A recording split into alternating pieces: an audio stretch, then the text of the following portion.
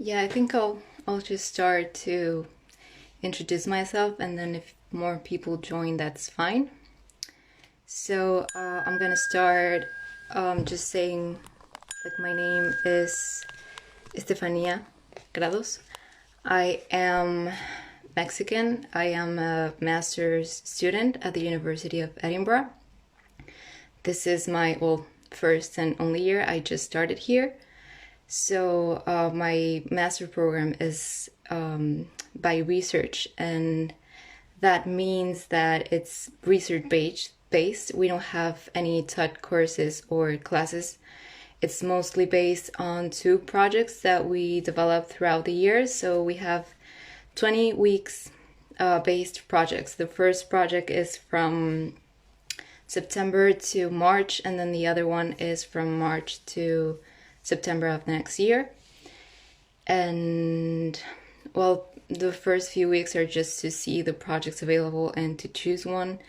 And then as the weeks go by, we choose one and the supervisors choose us and we start to develop the project. So right now I am working on my project is named to, basically is to analyze the metabolic alterations during tumor initiation.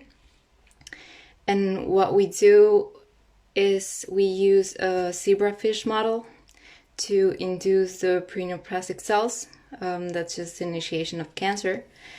This model is induced by using a chemical compound that's called 4-hydroxytamoxifen. So by using this compound, we induce the expression of an oncogene named HRAS, that is very known oncogene. And the zebrafish develop this melanoma, and we could see through the green fluorescence protein how the preneoplastic cells are developing.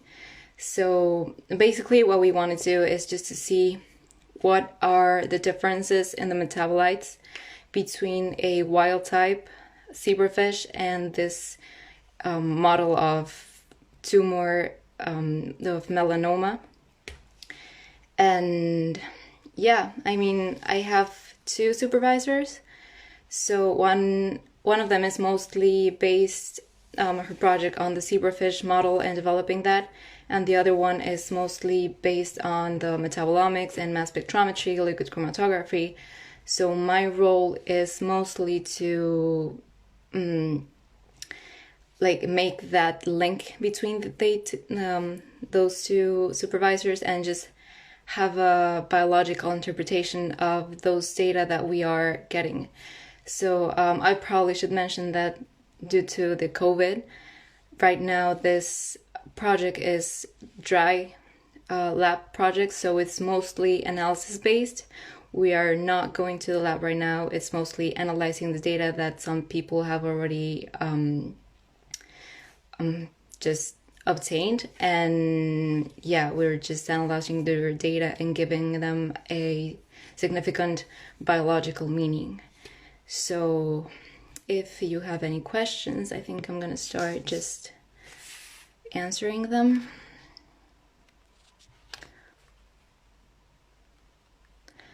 So what are you hoping to do after the master's?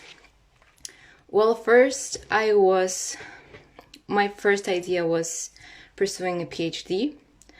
Although what I like about this program is that it gives you like the tools to go to an industry or just go to a PhD. So I'm not 100% sure. I'm like 90% sure that I want to do a PhD. And I do have that possibility that I probably would go to industry rather than just go into a PhD. I like that the university has this page that's called My Career Hub that gives you the opportunity to see the companies. And what I'll probably do is do an internship first in a company and see if I like that to work in industry, and then just pursue either a PhD or just stay in the company if I like that. So let's see. I still have like 2 months. Why did you choose Edinburgh for your master by research? Well, the city, it was one of the reasons why I chose this. Edinburgh, it's a really beautiful city, although it's a little bit cold, but it is very beautiful. And also there were not so many universities that gave this option of masters by research. And what I like about this program is that it gives you like the independence to just, I mean, you have a project that's based on a list, but you still have that choice, and you can make like your ideas, have your ideas in your project, and develop an independent project that's mostly like just yours. So I like that it gives you this independence, and that's basically one of the top reason why I chose this. I really liked the topics and just the research being done at the university. So this is one that's the most important reason. And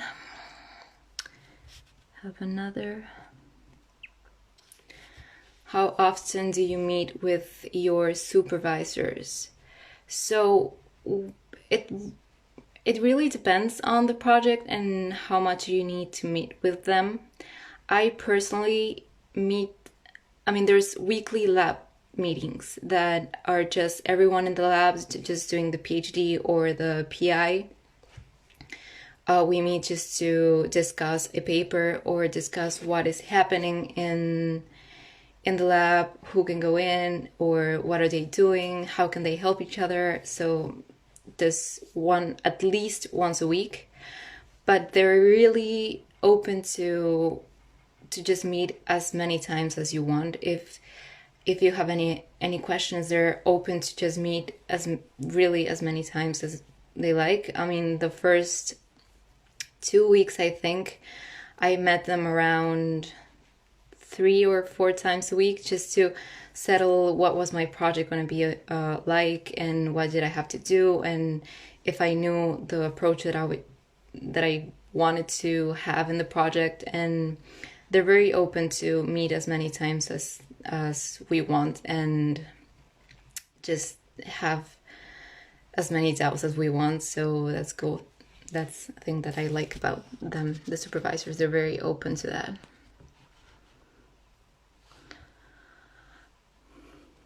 Have you been to any postgraduate society events? I can't go physically because of the COVID. There are more restrictions.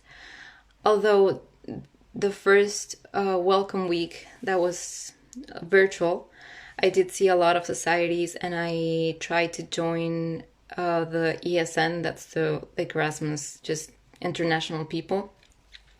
And they are having a lot of events online. Also, we have this student association that meets up online at least once every 2 weeks. So there are many, many events happening online.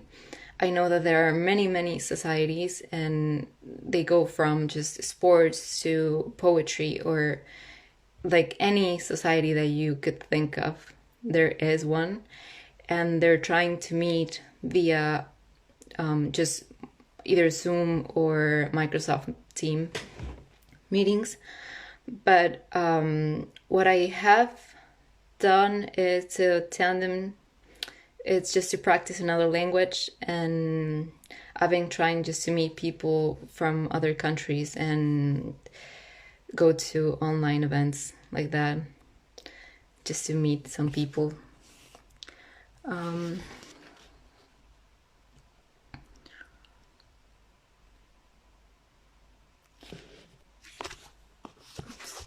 I'm trying to see, I think.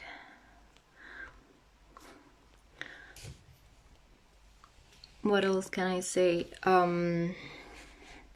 Yeah, about the societies, I like that there are a lot, and they are really trying to meet and make people feel welcome in the university, even though we can't be there presently. So there are a lot of events, either they're pub quizzes or just go in and chat, and we have this global buddies group that we do bi-weekly meetings, and we try to do different things and just talk about any questions that we have, either from of the university or for the city in general, or Scotland, or whatever. We have many different subjects to talk about.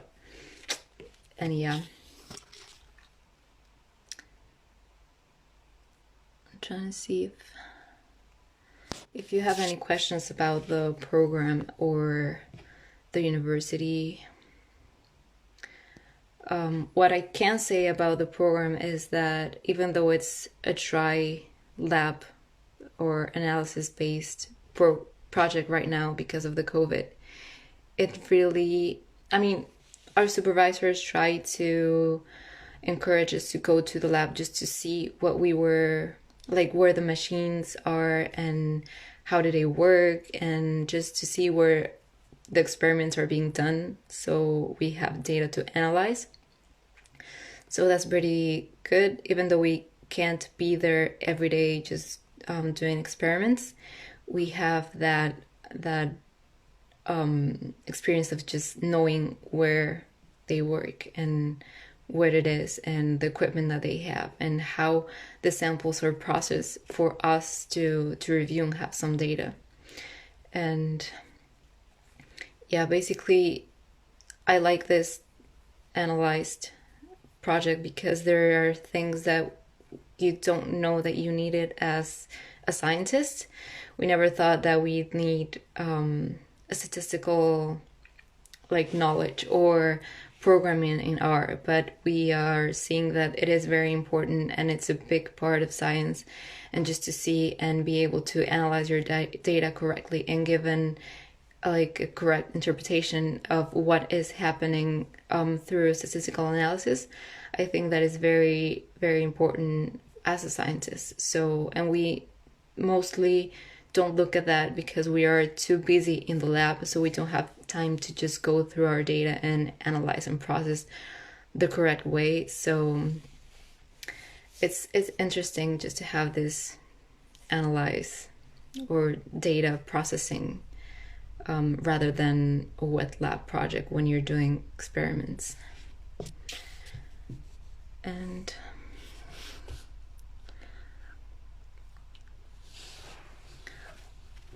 oh, there's another question. Which area do you hope to specialize in? I like genetics and that area, but I don't want to close myself to just be in one. That's kind of one of the reasons why I'm doubting to do a PhD, because I know that if I go into a PhD, I'm only going to be focused on one area and just being there. But I do like the genomic part as a whole. And also, the more I read about the mass spectrometry and metabolomics, I really do also like the omics as a whole, either genomics, proteomics, or metabolomics. Even though they have variations, I like the whole of that.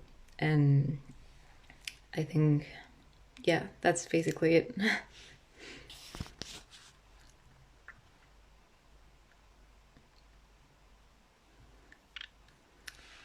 If there are no more questions,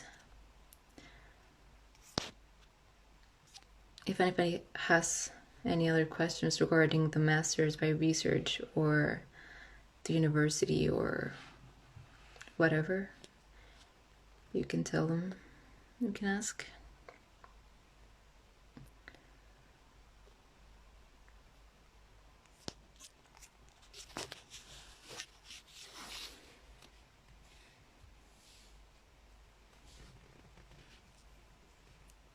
If not, I think I'll just going to end this live, and if you have any other questions, I'm sure there are going to be more lives to come, and you can ask other students that are probably doing a PhD, so they know more of the process of how to apply to a PhD or anything if you're interested in that.